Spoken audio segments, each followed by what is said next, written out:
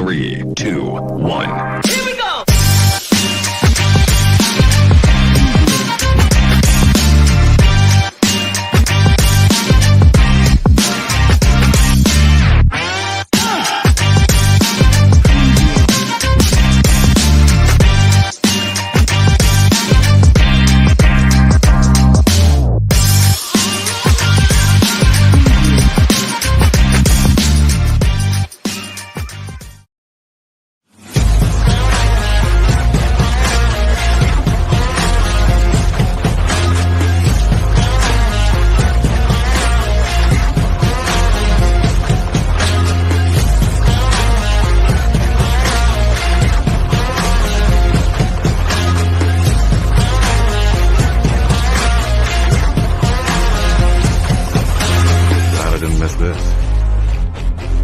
So am I.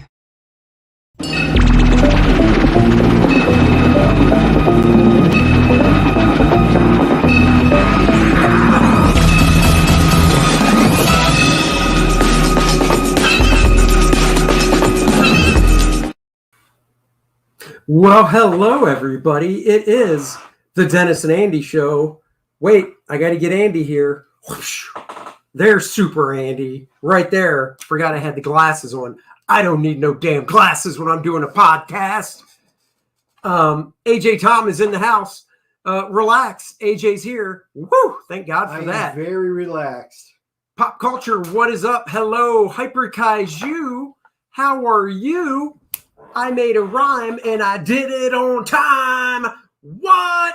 Bust that down. Andy's going to be rhyming all the way to the restaurant tonight. Bust that down, Fragga Boom. If Fragga Boom was here, he'd be like, you are smacking the rhymes cold and cool. You were so awesome. You make me drool. What? There's another one. See? I know. And you guys think I'm joking when I say the entire trip there is going to be rhymes. Rhyme. Busting a rhyme. Doing it on time. All right. It's going to be like riding with Vanilla Ice. Oh, rolling in my 5.0 with my T-tops down so the hair I used to have can blow. There you go. Ice, ice, baby. Do-do-do-do-do-do.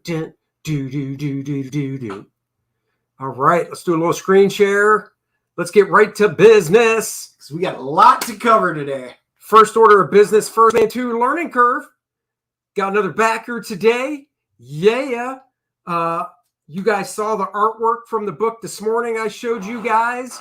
So I'm going to be tweeting it out and Facebooking those pages out tomorrow. So hopefully that'll grab some backers. Hyper Kaiju says, enjoy the dad rest in it. Oh, that's really fun. Andy Q, tell Christine to send me back my engagement ring. No, she's dirty that way. You send her a ring, she's keeping it. Put a ring on it. Actually, you don't want to know. I actually took it from her, and I'm using it for another type of ring. I'll let you use your imagination. Oh, and I don't think he means a toe ring. It is not a toe ring. Well, I mean, if you ask my wife, I'm built like somebody that has a pinky toe where a pinky toe shouldn't be. So there's the link to the campaign. Go back it now. Aloha, Joe Bernardo. Joe joined us. That's right. Let's watch the quick version of the video, and then we're going to get into stuff. You guys have seen it, but for anybody on the replays, that's right. Be sure to like and subscribe to the channel. Luke Henry, after kicking Monarch's ass to the depths of space, is back on Earth, and now he's looking to save the world from the Dennis was lucky enough to see the original art Sure, he had those help three from a number pages before, I showed you but guys she's not this helping him morning. this time. He's got to face it on his own. Look at these four people. He's come for a villain known as Adonis. He'll do it. You'll be there. Back it down. So that's right. Dennis got to see the original art to those three pages. We were testing out a green screen before this, and it didn't work out so well.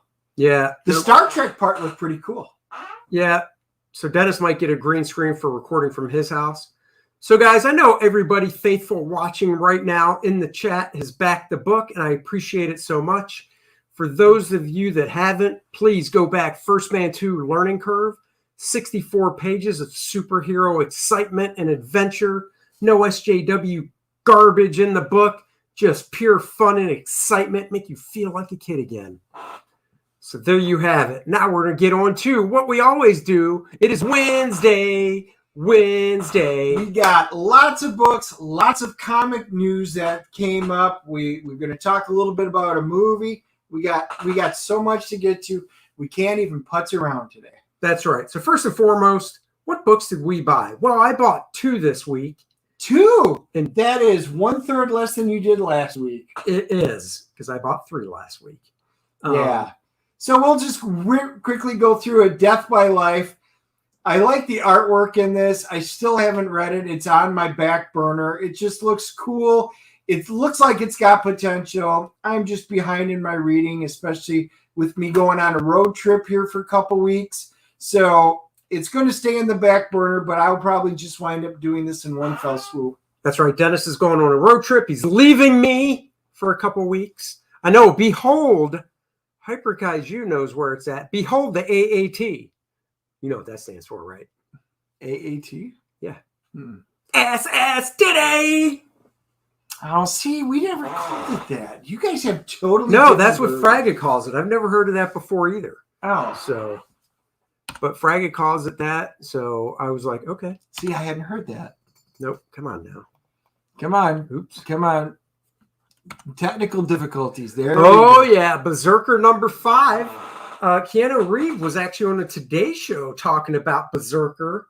Yeah. I sent you the clip. And I wound up talking somebody into getting the book today at the comic shop. He had never even heard of it. I'm like, was it Keanu Reeves? And I was like, dude, you got to check this out because the trade paperback through 1 for 4 just came out today. And I'm like, if you haven't, you got to pick up the trade. Now, what? Read it. I saw that. I saw that the trade came out. So is that what he bought? Yeah. Okay, so I saw that, but when we backed it, we're getting a hardcover. The hardcover is 1 through 6, though, or is it 1 through 4? No, I think it's 1 through 6. Okay. Yeah, so ours is still a ways up because we did it on Kickstarter. No, it's not. If you would check your emails, an update came out today, and they actually said that they actually said in the update that it should be before the holidays because it's a hardcover, so printing and stuff. Yeah. So and he picks on me, but honestly, I can either sit there and play with my email for hours, which is what it would take, or I could sit there and do quick flips and post them, which is what I did today. Oh, yeah. Yeah, so I'll leave it up to you guys. Play with my email or put up important videos for you guys to watch. Look at these 4 followers. That's right. I get it.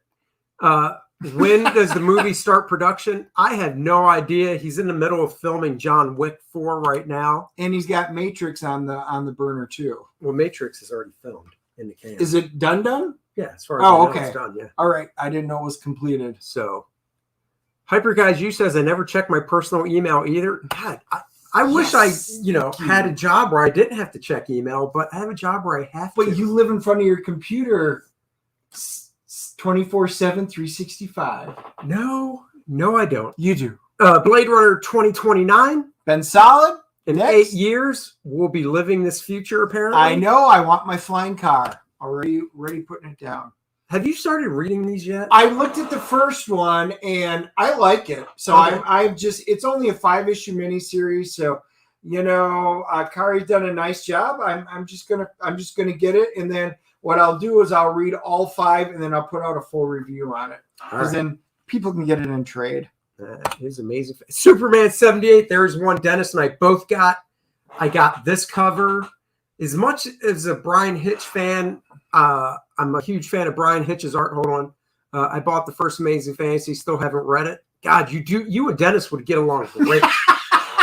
Oh, yeah. Like brothers from another Dennis mother. is like, I come over to his house. I'm like, oh, dude, this is a great back issue from 1978. He goes, yeah, I bought it new when I was a kid. I still haven't read it. I'm like, oh, my God, would you get on that? Oh, my God, you're such an old woman. Look, and I picked up 20-ish books today. Now, some of them are a couple were dupes. So I've got to sit down and find time to read all this. I'm like, Andy, what do you have to read?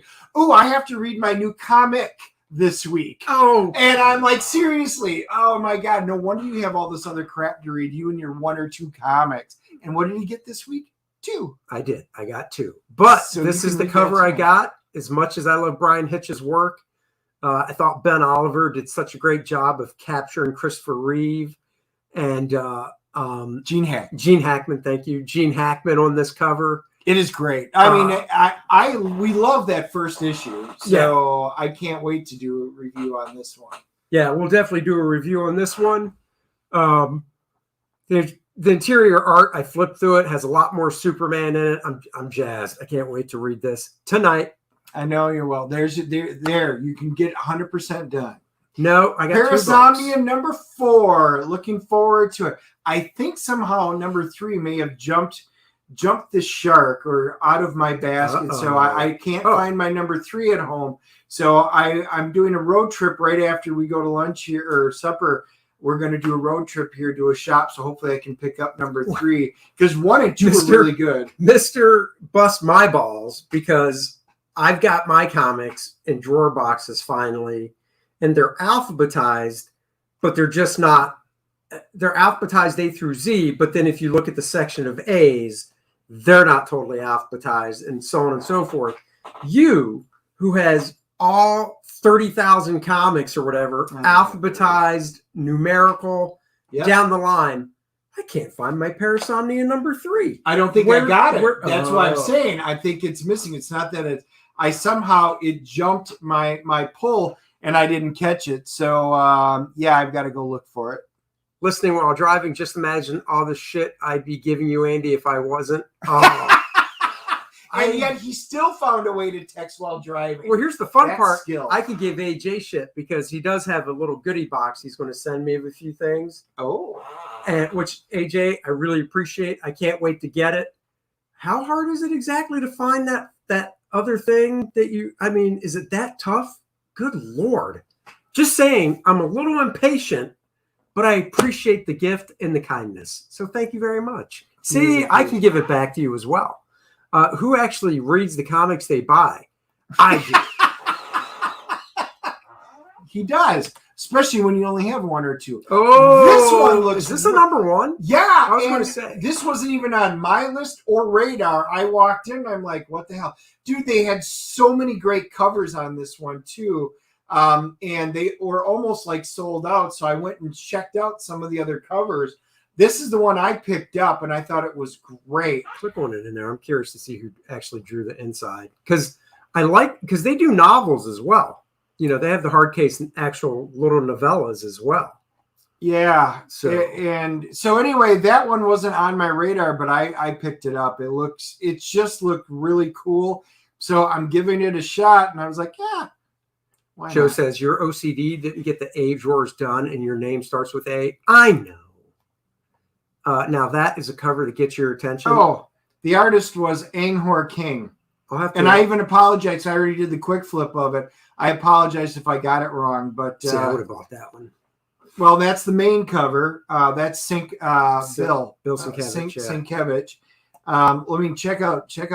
They got some great looking. I might covers. have to see if Heroes has this one. I know they didn't have this one, although I picked up. But anyway, they had a lot of really cool covers. So hope it's good because this looks great. That's right. Maximum AAT there. Yeah. Oh, Pop Culture got Gun Honey. I'll have to see if it's available tonight. I might get it if I like the art. Well, Pop, I put out the quick flip already, so make sure you comment. Did you really? It. Yeah. I got about half the quick flips done before I came over here. I got about half more to do. Oh, Human Remains. I wonder what that's about. That's a new number 1 I see. I know, and that's Peter Milligan, I believe. Peter Milligan, and then her name is Sally Cantorino. So I'm not familiar with her, but I already got the quick flip up on this one. This looks interesting. We're gonna see. We'll see if this is gonna be a keeper. It might be. Oh, got a question here. Are you guys going to see Venom? Yes, we're going to go see it on Friday. My daughter is off work Friday, so probably around 4-ish. Yeah, we're going to go see Venom on Friday because Saturday we're going down to Greenville, South Carolina. Because SC Comic-Con. Well, it's Sunday, but we're driving down Saturday, so we don't have to drive early Sunday. And we picked up a hitchhiker. Bud Root's driving with us. He's riding with us, so we are going to have one hootin' rootin' time. We're going to have a hell of a ride with Bud Root in the car. Pop Culture says Dennis is a reviewing machine. I try. I try. His wife walks in the bedroom in a negligee, and she's like, Dennis. He's like, I'm doing a quick flip. Now I got to start over because you just talked. You know, it's funny you say that. She didn't come in negligee. But I said she's already done that multiple times. I need to have, like, in the studio, you know, the light that goes up that shows on air just to flip on so she knows not to come in. That's right. You got to have that on air sign. But see, now that's the question. Do I green screen doing a green screen in my man cave, or do I just say, screw it, keep my background? Because it's a nice background. Oh, Dennis, a man who takes his duties seriously. Well, he does, but you spell duties wrong. I think you meant to say Doodies because he takes those seriously too. But that's usually in the morning. Unfortunately, I shared a hotel room with him, and I know these things. I have morning duties. Yes. That's right. And then afternoon. So Wolverine, of course, Adam Kubert, great cover. Yeah, the art looks good. Well, it's Adam Kubert. Exactly. You can't go wrong. Oh, Thor. Stone Thor train, I see. And I already got 2 guys. That's why I was just typing before we started up. They want to see the review on it. So I'm on there. And Stat Zero's on there. By the way, I told you guys I was going to hold true. I dropped 2 titles today when I was there.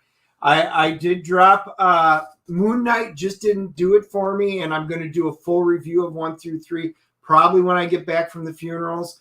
And then I dropped Guardians of the Galaxy. I liked it, but you saw our thing about Al Ewing the other week, and I didn't dawn on me that Al was writing it, and I've kind of enjoyed it, but I've said nope. I said I would drop it, and I would, so I dropped that one today. So I dropped 2 more Marvel titles today. So Al, welcome to being canceled. So I'm down to Thor, Star Wars, and my X books, and those are kind of on thin light, but we'll get into that later. Yes, we will. All right. Next up after Thor is Holy crap! Where's my mouse? How'd that? It's right there. Boy, he fat fingered the whole thing. I did. I fat fingered it, guys. Yep. Yeah, I'm not even going to go there. Vengeance of Vampirella. We know why you bought that. Woo! Perillo. For the cover. Love the cover. Although I even mentioned it when I did my flip. The insides are not bad, and the story actually looks kind of good. So if people want, I may wind up doing reviews on them. And I wasn't even buying these books, but the Perillo covers are an absolute must for me. Dennis, Moon Knight did you for a while. Oh, he did. That's why I have to shift every once in a while. I'm sitting on one of those donuts. Because you don't pretend you're going to break up with your ex. Okay, we're going to talk about this hyper. Yeah, and I even let Larry. Hello, Larry. Larry, welcome. Hey, Larry. I know we love you, Larry. Go to YouTube, hit the subscribe button if you haven't already. Watch it wherever you want after that. But another subscriber. We miss Larry. Larry's one of our big convention buddies. He and his wife are phenomenal people. Yeah, Larry's awesome. Come on. You're technical. Another Peter Milligan. I know. Peter's been good. This has been a really decent. Aftershocks got a good one on here. So this is a really fun book. It's kind of the whodunit, who's trying to kill him. This is the one where he's like Doctor Strange, and he's in his astral form, and he's almost dead, and he's trying to figure out who tried to murder him. This has been a very fun book. I've got some quick flips out, and I did some hashtag full reviews on the first ones. Spectacular note: Vampirella gets married in upcoming issue. I don't actually read it, so I don't know if you're joking or not. Will do. Thanks for Larry. You got it, brother. You put on a nice little show up in where's that? I can never remember the place we drive to for his. I want to say Lexington. Lexington, yes. Larry puts on a nice little show in Lexington. He's always got a great array of books and say hi to Ryan. Dealers. Yep, say hi, and thank you for watching. All right, let's go from Out of Body to Resistance Uprising. Final issue. So I'm very excited. I've held off especially since I'm doing Moths right now. I'm just going to, now that issue 6 came out, I'm going to read them all, and then I'll do a full review on it. But, the books this has intrigued me. So I'm going to do a lot of the Resistance stuff. I like J. Michael Straczynski, so I'm going to get caught up with this one. Oh, Pop wasn't kidding. He says she's supposed to marry Dracula. Wow. Dracula. Well. I guess we'll find out.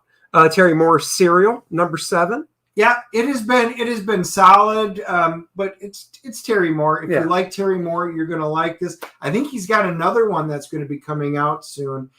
So anyway, Serial, if you guys are Terry Moore's fans, you should be picking it up. If you're not, all right, there's lots of other comics out there for you. But his Abstract Studio doing well. If you like Terry's type of storytelling and writing and what he puts out, you'll like this book. His art's always top notch too. It's a unique style. Yep. It's very, he's a storyteller more than I'm going to draw flashy pictures. He's more about telling a good story. And it's black and white. I mean, it's not like it's a big flashy what he color. does. It's good. Silver City was super, it has been interesting.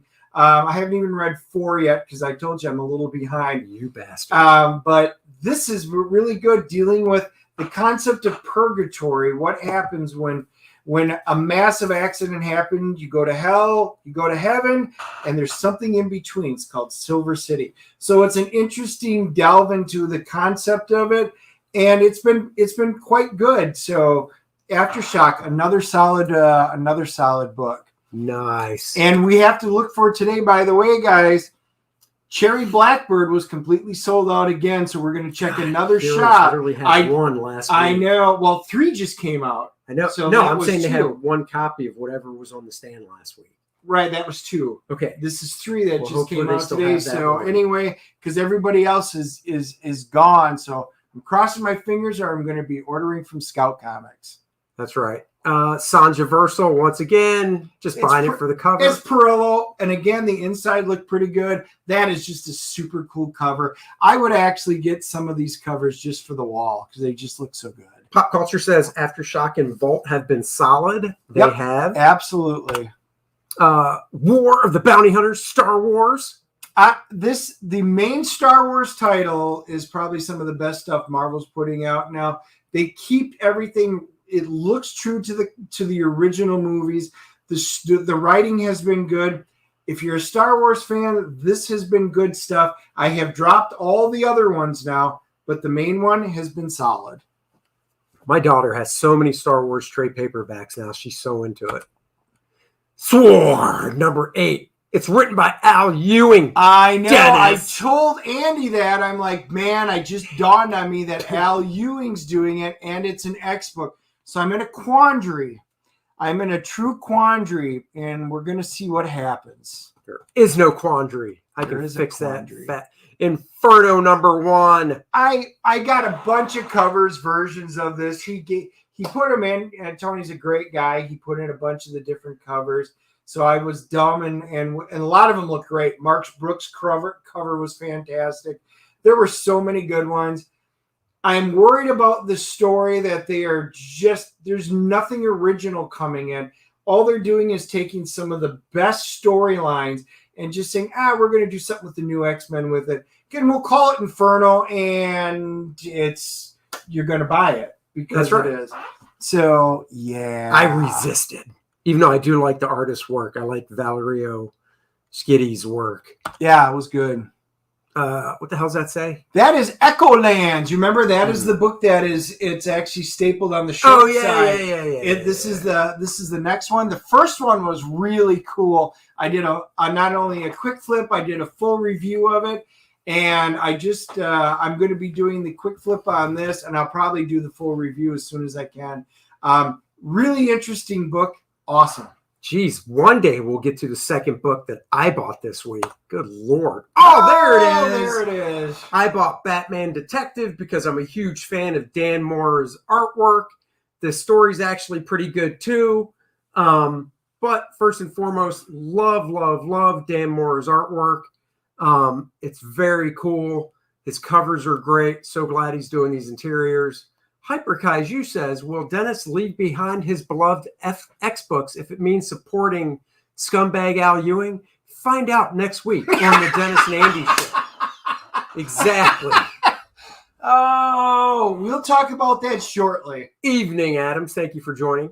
I got Echo Lands 1 sold out, didn't it, Dennis? It might have. I don't know. Echo 1 sold out. Yeah. Oh, there you go. Yeah, we were talking about it in the shop today, and another book I was trying to talk somebody into, and they're like, oh, yeah, we sold out. All right, moving on. We're talking about, Dennis and I watched Cry Macho, Clint Eastwood's newest movie that he directed. I believe he wrote it as well. Cry Macho. Hold on. Let's see what Joe has to say real quick before we do the review. The Star Wars comics that are stupid, High Republic, a stone that is sentient. Yep. Yeah. Oh, yeah. Yep. That is. Totally dropped them all. Unfortunately, I'm sick as a dog and was unable to get my. Oh, man. Well, I hope you feel better soon, brother. As long as you got a pull, they're nice and tucked in, waiting for you next time. That's right. So, Cry Macho. Cry Macho is the story of. This is how. Well. How are you going to say it, Andy? Oh, my God. It takes place in 1980. And Clint Eastwood, obviously, he's 90 years old in real life, 90, 91, something 91. Like that. 91. In the movie, they don't say his age, but he's obviously mid-80s or above. He was a rodeo cowboy back in the day. He broke horses. He broke horses. That's what he did. He broke horses, broke in horses. This movie takes place, like I said, 1980. So in his younger days, in basically the 50s, he would break horses and stuff. And one of his friends from back in the day hires Clint Eastwood to go to Mexico to get his 13-year-old son and to bring his 13-year-old son back from Mexico. And that this 13-year-old kid, the dude's ex-wife, is not a good person, shall we say, leading a nice, wholesome life in Mexico. And I'm thinking to myself, I told Dennis, I said, if I had to hire somebody to go get my kid, whether it be a son or daughter, and they had to go to a seedy part of Mexico to do it, maybe a cartel might be involved. My first thought would be to hire a 90-year-old man because he's not going to get his ass kicked at all. And the fact that the friend who hires him it's Dwight Yoakam. He plays Howard Polk. Yeah, Dwight Yoakam. Yeah, and if it's Dwight Yoakam, chances are you're just like, oh, he's lying anyway. But anyway, he knows full well what's going on with his wife, and so doesn't really tell Clint the entire story. No. But you need to go bring him. Well, why me? Because you owe me. You owe me for all the success because you're a broken old man now. And I have kept you afloat this entire time. And it kind of makes him angry, but Clint realizes that there's truth to it. So the 91-year-old man drives down to Mexico to go wrestle it from what we think is the hands of a female drug cartel, probably head. It reminds me in some ways of the last Rambo movie, which at least when he did, yeah, but once again, he at least blew the hell out of everybody. Well, and Stallone's only, he was in his mid-60s when he did it. He wasn't quite 70 yet. I think Stallone was like 65, 66 when he did that last Rambo. So you could, and he still looked good. He had muscle. Yeah. He's in shape. He was using lots of gunfire. I mean, there's a scene in this movie where where Clint Eastwood punches a dude square in the face. And doesn't knock him out, but knocks the guy on his ass.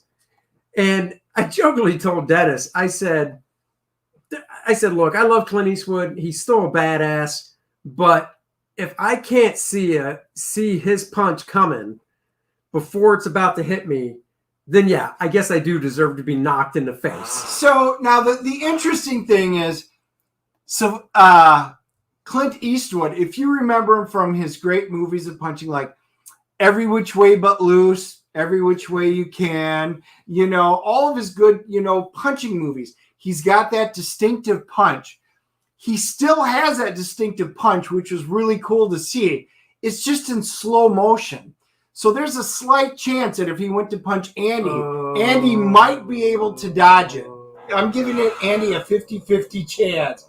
But he still looks just like it. Now, if we could just speed it up, double speed, it would probably look like him in his younger days. Now, I will say, it would hurt because if you look at his hand and his knuckles, he's got that old man hand where the knuckles are really pronounced. Yeah. So even getting punched by a 90-year-old Clint, I'm going to go right in the face. Those bony knuckles, they're going to hurt.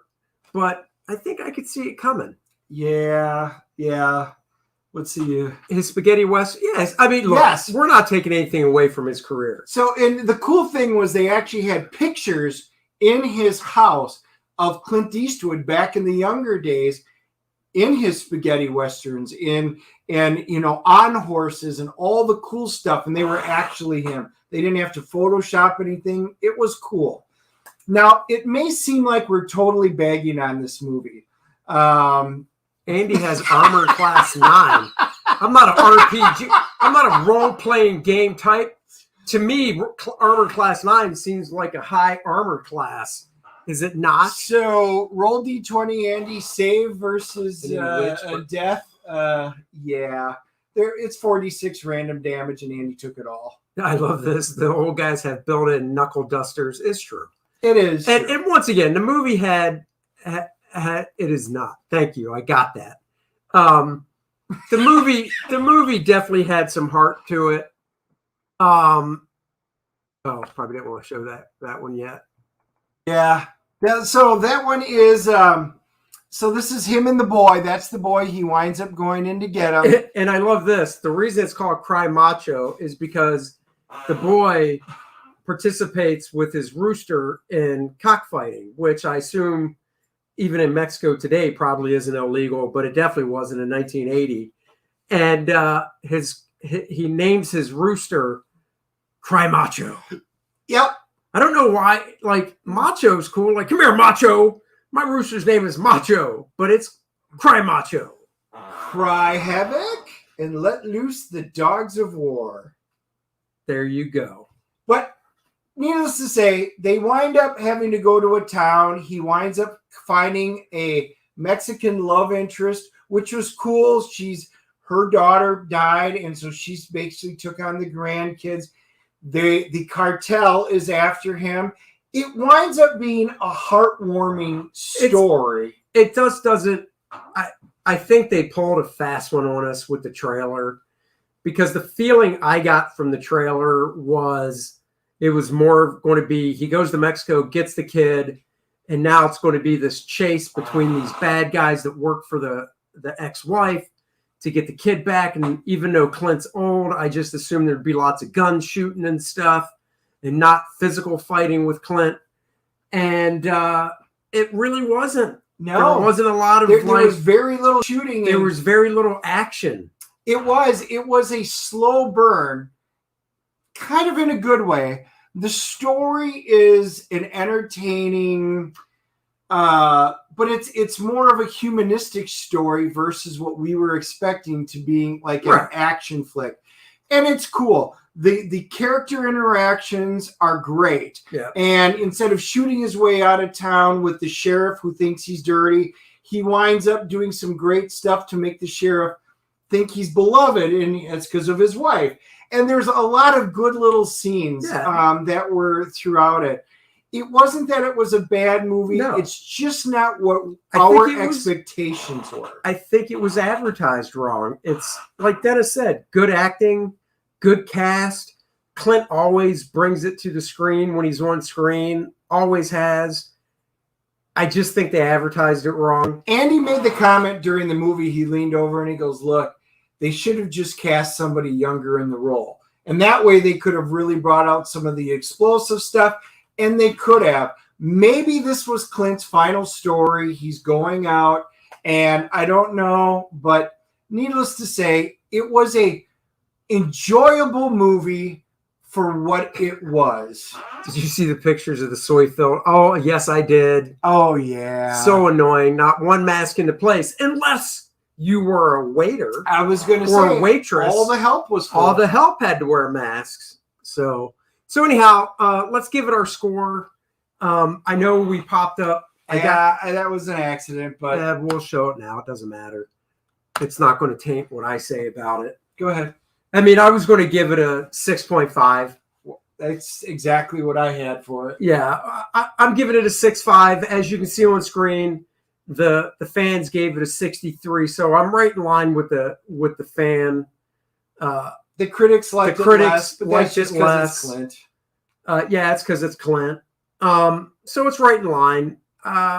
Yeah, I mean, let's see. I'm glad I went and saw it. It isn't something I'm going to add to my movie repertoire, but I'm glad I saw it. So the thing is, they could have cast somebody like Hugh Jackman in Clint's role and had Clint play the guy that sends Hugh Jackman to go get the son, and then just written in more of Clint's character in the movie as well. So he has more, because Dwight Yoakam doesn't have much screen time in the movie, but you know, it is what it is. You know, it was 6.5. I'm glad we saw it. It's not a bad movie. It's just not something that, it's not like Top Gun where I'll watch it over and over again. Stat Zero, you bring up a great point. I used to watch, let's see, is it good or I like The Mule. I like The Mule better. Yeah. I think The Mule was better. I really liked The Mule. I thought Clint was great. I thought Bradley Cooper was good. The Mule's better. And I like Gran Torino better. Oh, Gran Torino was way better. Yeah. So I used to watch the Emmys. I used to watch the Oscars. Yep. Because I love the hosts. Jack Palance pumping out one-arm push-ups and stuff. Oh, yeah. But I haven't watched them in probably a decade or more either, because for me it was Ricky Gervais. That's the last time that I probably watched any. Actually, I take it back. I did watch the Ricky Gervais because he totally threw it in everybody's face. It was great. We didn't know he was going to, but it wound up being great. So yeah. Yeah, so that was probably the last time. Now they come on and I just watch anything but, because I just don't want to hear. I don't want to be preached to. Go get your dumb award. And they're not even dumb awards. They're good awards. But just get up there, take it, thank your mom, thank the producer, do all that. Just don't preach to me. I don't need to hear it from you idiots. It's like Shaquille O'Neal came out and gave up his celebrity. He's like, you know what? I don't want to be a celebrity anymore. I actually saw the video where he did it. You heard about this, right? Yeah. The video of Shaquille O'Neal saying, I don't want to be a celebrity anymore. I don't want to be associated with them. They're just freaking crazy. And he's right. They're nuts. Just because Shaquille said, he goes, just because I have more money than you, just because I can, I had a talent to play basketball, doesn't mean I'm smarter than you, doesn't mean I know better than you. And that's it. It's like, you make movies. Shut up and entertain me. It's the same with comic book guys. We don't know anymore. I draw fucking comic books for a living. We all have our opinions, but we don't need to force our opinions and then look down on somebody because they have a different opinion. Oh, Unforgiven was great. I wouldn't say that was the last good one, though. I mean, that's good. Torino, I'm telling you. Yeah, Shaq is awesome. He is. I give it to that. Some of those Hollywood celebs look mighty uncomfortable when Ricky mentioned. Oh, yeah. Oh, yeah. When they panned out, when he was, ripping on some of them, and they were panning right to him, and I was like, yeah, that was great. I've got a Shaquille O'Neal story real quick I can enlighten you with while I pull up this this news article. I believe it's right here. Right. No, I know it's. Come on. Nope. Boy. Well, we spoiled all there. There it is. There it is. So I was living in Orlando when Shaquille got drafted by the Orlando Magic. And me and my buddies were out at a bar one night because Shaq, I think, is 49. So he's a few years younger than us, 3 years younger than us. I was at a bar one night in Orlando, and we were just hanging out and stuff. And then there's this big hoopla. Shaq comes in to celebrate his 21st birthday in the bar. Nice. He's got his entourage with him. It was pretty cool. That is cool. It was pretty cool. Let's see. By the way, what did you think of that shot boy that EVS debated with? Oh, I assume you mean Story Boy. I thought that was pretty good. Cough, cough, Tom Hanks. Yeah. I like that debate. We do want to move on to this news story. But if you hadn't seen it, Dennis, you should take the 3 hours to watch it. Oh, really? It was on a Friday night, like 2 weeks ago. I watched it live. Ethan debated this guy on Twitter the topic of the debate was supposed to be, is Comicsgate valid? What was it? Did it start late? No, it started like at 7 o'clock on a Friday night. Okay. Yeah, no, it started on time, 7 o'clock, and ran for 3 hours. It never really did get around to the validity of Comicsgate, which was supposed to be the topic. It was more of a grilling session with the guy grilling Ethan about sales figures. Like, well, how come you say comic book sales are in the toilet or going down, but just this year, this one book sold 250,000 copies. This one book. And Ethan said, okay, how many variant covers were there? Yeah. And he's like, well, there were a lot, but it also went back to a second print. And it's like, okay, well, what's the sell through? Well, and the guy's like, well, I assume it sold through because it went back to a second print. No, because I'm watching this and I'm like, no, it didn't, because the shops I go to have first prints available still and some second prints. And you know, but this is what the guy did. Then he goes, but Ethan, back in 2005, your Green Lantern Rebirth only sold 60,000 copies. Wait a second. Why are you comparing what? What are you doing? So it was just so moving. So why would you compare the industry as a whole to a finite one particular segment? Because that's usually when people have no legs to stand on. I'll have to watch it. Maybe I can do that on my 16-hour trip. There you go. Stat says, I've been revising old superhero reviewing, I assume you mean, old superhero movies lately. Good and bad. They may not have been realistic or much good in some cases, but they swung for the fences. That's what I say about Green Lantern. I agree. Yeah, he agrees. Green Lantern. Yeah, I agree. Sometimes you swing and miss, but at least you're swinging. Oh, what a surprise, though. 90% of the comics are awful. So the few people going to the shops are buying Kate's, which isn't quite as bad. Yeah. Well, and that's the thing, too, is a lot of the sales with these big numbers, it's all the variant covers and stuff. Yeah. Anyhow, it's a good debate. I suggest you watch it. Just go to Ethan's channel. Go back a couple weeks on a Friday night. Okay. It'll say comics something debate. Okay. So, yep. So anyhow, Marvel. So what originally sprung up a couple of weeks ago is some of the Ditko family members are doing a lawsuit because they want they want money from Spider-Man, from Doctor Strange, and other Ditko creations. That, I believe, if I remember reading correctly, Larry Lieber, who is Stanley's brother, also has I believe, a lawsuit going as well for some creations. I think Iron Man as well. Yeah, so the Marvel filed a countersuit against Stanley. So it's basically the estates. Right. So Stanley, guys. Steve Ditko, and then Gene. Right. Gene Colan. Yep. And because there was I don't know the total law from the Copyright Act or whatever of 1976, but the basic gist is, depending on the agreement, the creator should be able to have some ownership to it and get some money. So now Marvel, and this is what we have up here, Marvel is suing to keep the rights. And basically, I don't think the rights would totally revert back anyway to the families. I think Marvel would still have ownership, but I think what the families are trying to say is, hey, just give us, you guys are making billions of dollars now. Cut a check.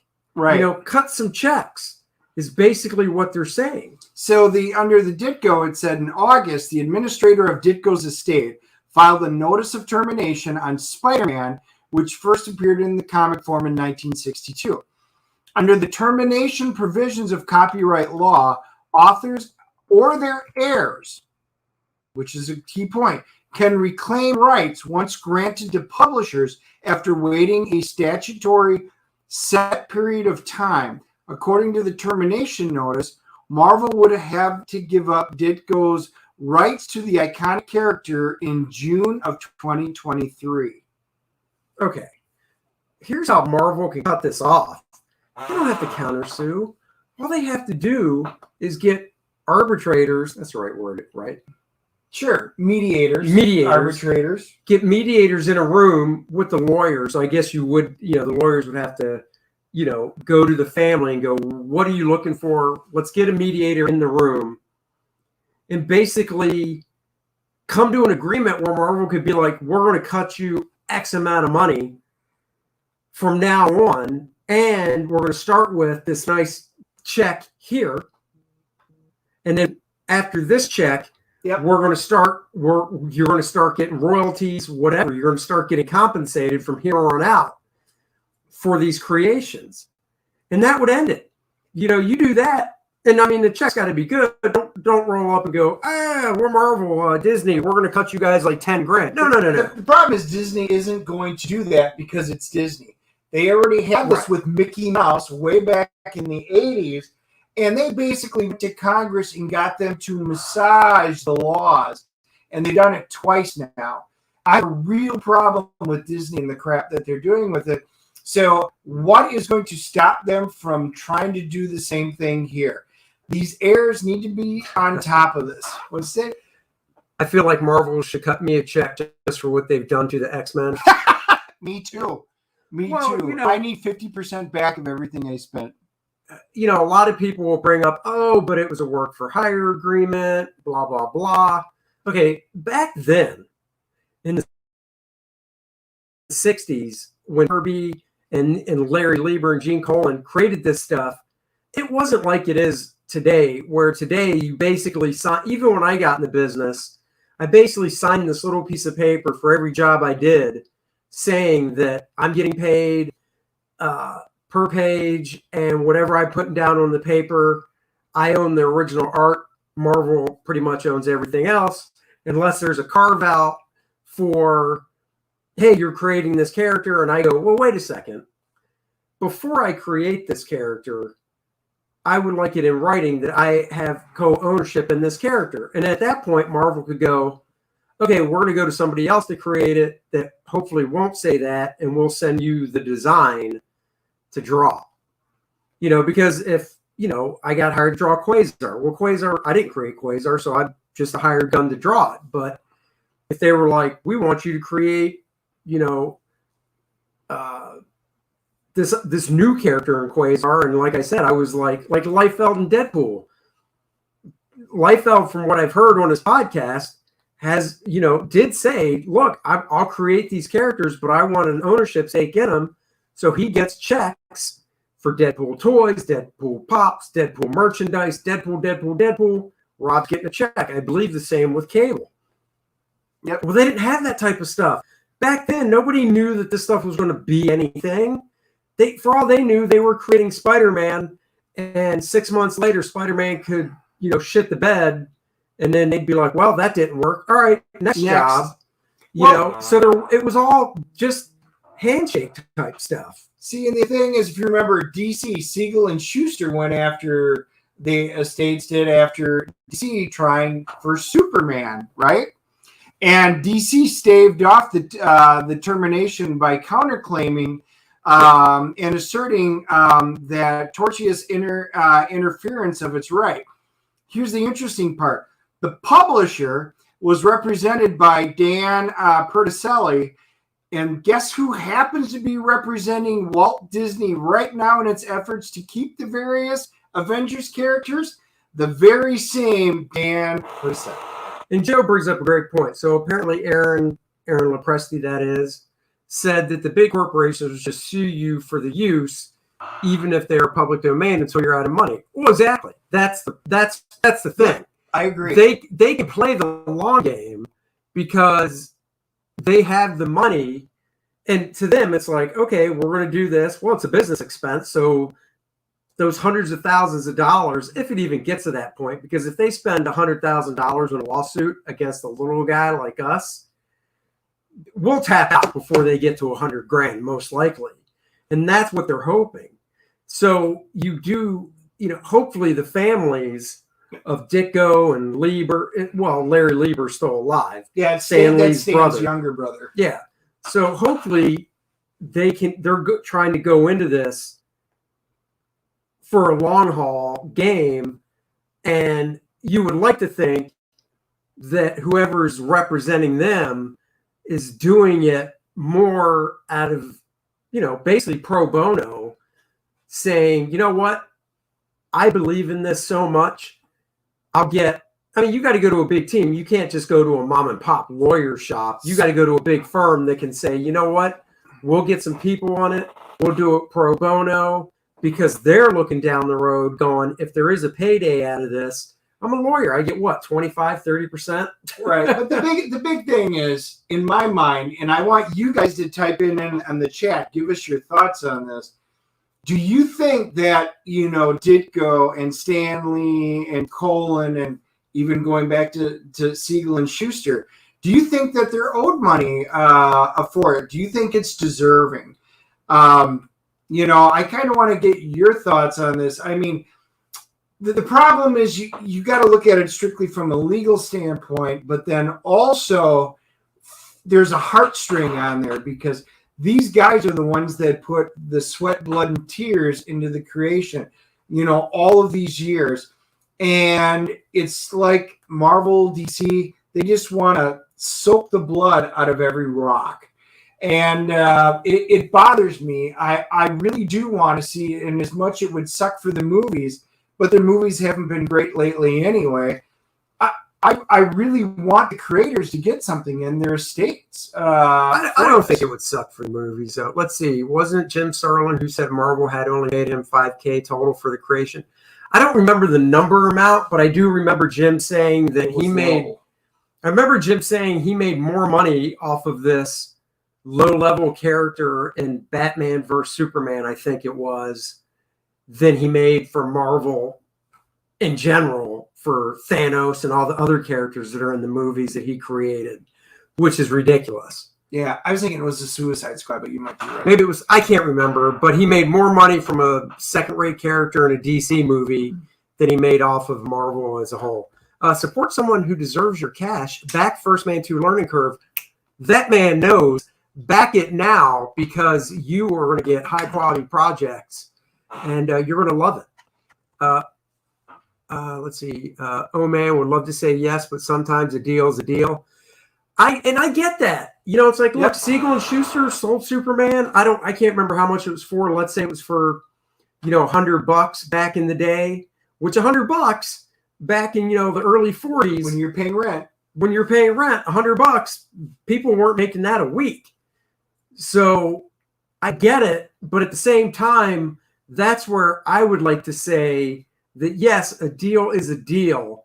But if I was in charge of these corporations, if I was running Disney, and all the billions of dollars they have made over the past decade with these Marvel movies, if I was running Disney, I'd be like, how awesome would it be if we cut so-and-so creator, right? Like Jim Starlin. How awesome would it be if Jim Starlin gets a check in the mail? We don't tell him it's coming. He gets a check in the mail for like $5 million, which is a drop in the freaking bucket. But you remember, there was a time when they used to do that. Robin Williams would be a great example. Remember, he did Aladdin. Remember when he was the genie in Aladdin? He did that for Screen Guild minimum, and it wound up being a huge success of a movie. They raked in tons of money, and what did they wind up doing at some point into the future? You guys could correct me if I'm wrong. I think it was a Picasso. They bought him like a Picasso painting or something like that, something that he really enjoyed. And they bought that for him as a way of saying, thank you. You gave us a big, huge But see, here's the difference though. And I'm not, and I don't think it's right, but they're looking at that going, well, Robin Williams, even though it's just his voice, was actually in the movie. He starred in the movie. He was the star of the movie. They're not looking at the creators that way. I get which is wrong. And that exactly was my point. Right. That is wrong. I mean, because of Robin Williams was like, this painting's nice and all, but that's enough. Well, it'll be interesting because this is just kidding. I love Robin Williams. Its way through the courts, and it's gonna be seen, because if this goes a different way, maybe the creators that are out there finally get something out of it. So anyway, it was been big news. We at least wanted, I know it's been talked about a little bit, but at least we wanted to chat about that. All right, we're going to drop one more story. It's the Daily Mail. Yeah, it's the Daily Mail. That's not it. Just call him Wolverine. New executive of Marvel Universe says studio could drop the men from X-Men over concerns the title is not inclusive enough. Oh, I just want to throw... Dennis, if we're going to do a topic like this, you need to let me know so I can get out my barf bag. There's a garbage can right there. Just pretend. Oh, God. That Marvel just makes Studios' me sick. new woke president, Victoria Alonso, is now considering dropping the men from X-Men to make the brand more inclusive. So 4 days ago, when this article was put out, she was promoted to the president of physical production, hinting that the internal thinking is that the name X-Men isn't sufficiently inclusive. Now, we've all heard about this. I'm sure you guys have seen other people talking about it. Me being an X-Men guy, this kind of stabbed me right in my heart. It's the X-Men, in my mind, will always be the X-Men. Not that there aren't women. Well, it's like that garbage from Justin Trudeau, who I cannot believe just got reelected up in Canada. When somebody said humankind, Well, and he goes, a majority. He goes, no. We don't say humankind. We say person kind. Or no, somebody said mankind. That was it. Joe corrected me. Somebody said mankind. He goes, no. We don't. I think it was man and human because human. He goes, no. We say person kind. And another divergent from this story I told Dennis about that he didn't see. So on Survivor, and I don't watch Survivor, but I saw this on one of the podcasts I watch and listen to. Jeff Probst on this new season of Survivor, for the past 21 seasons of Survivor, at the tribal council, he would say, welcome, guys. Come sit down for tonight's tribal council, blah, blah, blah. And he wanted to address everybody and get everybody's on the, all the survivors cast, their input. And he said, should we use the word guys? When I say welcome, guys, should we still say guys? Because it's not all guys here. It's an even split of men and women on the cast of Survivor with you guys participating in a reality show. What do you think? And at first I was pretty amazed because they all most of them, the ones that, because not everybody spoke up on the matter, but the ones that did said, no, that's stupid. Who cares? Call us guys. We don't care. Even the women said it. But then the next day, a man on the show, scraggly hair, beard, had a change of heart and said, you know what, Jeff, I need to address this. I do think we should change the word and eliminate the word guys and just say welcome. Welcome teams. Welcome crew. Welcome everyone. Because guys isn't inclusive.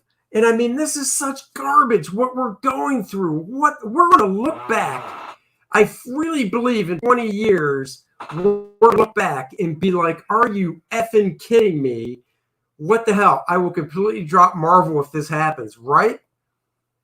In more positive news, I got X-Men Forever trade paperback by Chris Claremont and Graham Nolan on eBay for $10 yesterday. Whoa, that's good stuff. Do you have the X-Men Forever trade paperback that has my 2 issues of X-Men in it that I worked with Chris Claremont? Do you, Hyper Kaiju? I bet he does. I And would if hope not, so. He will soon. It's all staged. God, it's so ridiculous. No, and I believe it on Survivor. Because now it's really about let's collect the woke points. Let's collect the points. I've got more woke points in my jar. It's pure virtual signaling. But this brings me to a point that I was talking about. I went and talked to the owner today, and I mentioned this to Andy. Hyper Kaiju gives me a lot of garbage because I still stick with my X books, right? So I actually went in today because there was another article which we don't need to pull up. Marvel Comics launches X-Men Green with Wolverine versus Nature Girl. So I'm going to address it very quickly. A turtle winds up getting injured because he had swallowed a plastic bag. Let me show it. Do you have it up? Yeah, hold on. Keep talking. I'll find it. So the turtle's there, and Nature Girl gets very, very, very upset over the fact that somebody polluted the waters and could have killed this turtle, right? So anyway, she gets very upset about this. She finds out the store that this bag belonged to. She winds up, you can scroll down when you pop it up and you'll see it. She actually takes a scissors. Oh, wait, here we go. Okay. She takes a scissors and stabs the guy right in the neck, the store owner. So you can see there's the turtle. No! Oh no, there's a turtle because there was a plastic bag. Keep scrolling. Hold on, I will. I did fine work on those issues. Thank you, Hyper. I really appreciate that. I got to do that on my morning show one day. Go through those. You should. It's I Love Dennis. X-Men, one of my favorite books. Yeah. Then You Deserve Hyper Guys Use Abuse. Oh, I know. I only dish out. We understand. Okay, so going back, so there's the turtle. Oh, he choked on a trash bag. I can't take it. And what's this kid's name? Nature Girl? Nature Girl. They couldn't come up with anything. If I was Nature Boy Ric Flair, woo! I'd have an issue with that. Exactly. All right, so there's the name of the grocery store. So she goes tootling down to that grocery store because she's angry now. Angry. Maybe she's hangry. She could be. She hasn't eaten anything. So turtle soup would be good. She goes, "This planet is not your toilet, you stupid barbarian." She literally stabs him in the neck. So now get this. One, the dude just owns the store. Who, like, this guy was the one. If I work at Harris Teeter and you find a Harris Teeter bag on the side of the road, doesn't mean I put it there. Correct. But that doesn't matter. This planet is not your toilet. I'm stabbing you in the neck. She just murdered a guy because she's angry. But they want us to believe it's justified because you're littering this planet. It's like Captain Planet going down there and said, "Oh," they put their rings combined and say, "Oh, you littered that?" Sneak walks over and snaps somebody's neck. She just needs a manly figure to swoop in and tell her to calm down. This is the shit that the X-Men are turning into because this is the direction Marvel Comics is going. Yeah, Supergirl should be super she, super they, or super them. Last Marvel book I bought when it was new was Avengers vs. X-Men. I know your time frame now. Avengers vs. X-Men wasn't too bad. And the art was great. Yep. Yep. And it wasn't a bad story. No. The Hero We Need or something. Yeah, no, definitely not. So my point is, if the X-Men, and this winds up being part of the X-Men Unlimited digital that they're doing. It's out right now. You can go read this if you want. If this creeps into the actual physical comic books and they change the X-Men, which is mainly they're talking the movies now, but if all of this stuff continues to flow, I may, and I already told Tony this, I may be canceling all my X titles and be done with X-Men forever, which means the only thing I'll collect is any variant previous that I might be missing. That would be the only thing left. I've quit comics twice in my life for small periods of time and wound up going back. When Wolverine lost his adamantium, that pissed me off, and I canceled it that time. And I wound up getting back in, loving it, and then going back and recollecting them anyway. It did. If they do this, I will be done with the X-Men for good. I will not get back in. I will continue with all of my other wonderful indie books that are out there, but not that. And back issues and, fun stuff. Because, this con this weekend, I'll be buying back issues and stuff. Oh, God damn it.